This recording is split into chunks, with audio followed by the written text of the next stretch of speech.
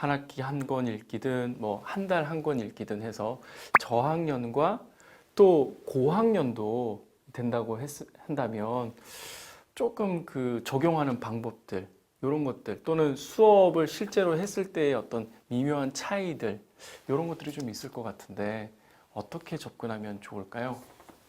저 같은 경우는 3학년부터 네. 3, 4, 5, 6학년은 한 권을 깊이 들여다보는 수업을 하고 있는데 네.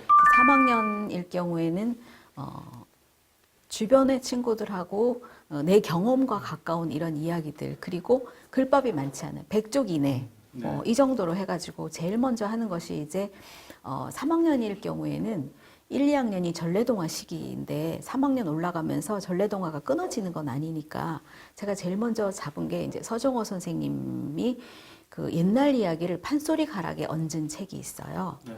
그 허풍선이 타령이나 꼬리에 꼬리를 무는 만냥짜리 이야기 이런 거 같은 경우는 우리가 익히 아는 옛날 얘기거든요. 방귀쟁이 며느리라든가 뭐 달을 산 사또라든가 다 아는 이야기인데 이거는 판소리 가락에 얹었기 때문에 이거를 소리내서 읽다 보면은 노래하는 듯이 판소리가 저절로 이렇게 되는 듯이 되는 거거든요. 그리고 또 가장 중요한 거는 아이들이 낭독을 해야 돼요. 낭독이 정말 필요하거든요. 그래서 이거를 반복되는 리듬들을 소리내서 교사가 읽고 학생이 읽고 이거는 정말 낭독으로 해요. 그렇게 해서 옛날 이야기 단계를 판소리 가락에 얹은 거를 이렇게 공부를 해보고 아주 얇아서 편하게 할 수 있어요. 그리고 이제 뭐 그 행복한 청소부를 가지고 3학년 읽는데 이거는 사실 그림책이잖아요. 글밥은 딱 13쪽이에요. 13쪽이니까 하루에 한 쪽 정도만 꼼꼼하게 읽자. 그래서 하루에 한 쪽 정도만 꼼꼼하게 읽어서 한 달 동안에 읽는데 얘네들이 여기 있는 내용을 완전히 그냥 문장을 다 외듯이 아이들이 다 알더라고요. 그래서 그거를 읽고 나서 마지막에 수업을 해봤더니 행복한 청소부의 포인트가 행복에 있다. 내가 행복하기 위해서는 어떤 삶의 태도를 가지고 가야 되느냐. 거기에 맞춰서 아이들이 명확하게 책을 읽어냈더라고요.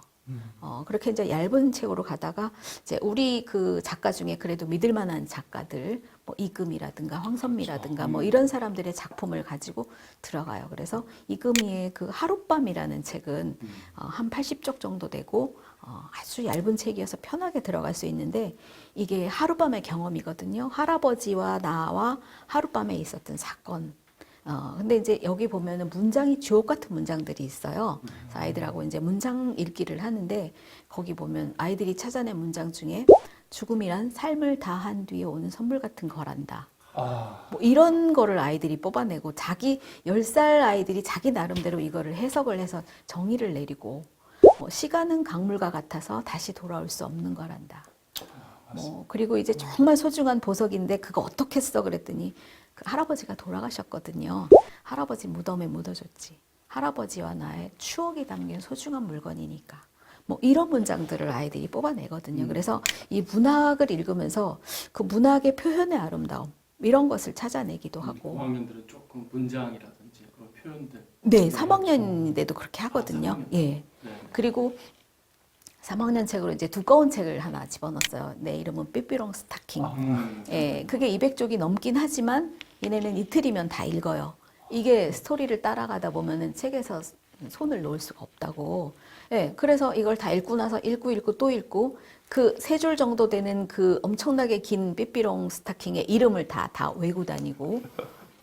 그래서 내 옆에 삐삐 같은 친구가 하나 있으면 정말 좋겠다. 그래서 삐삐랑 같이 굉장히 공감을 하면서 읽어주는. 그래서 그렇게 이제 3학년 아이들하고는 그런 책들을 가지고 가는데 단계를 높여서 이제 6학년쯤 가면은 이제 어린 왕자도 읽고 500쪽 정도 되는 빨강머리엔도 읽고 이제 이렇게 단계를 높여서 가거든요.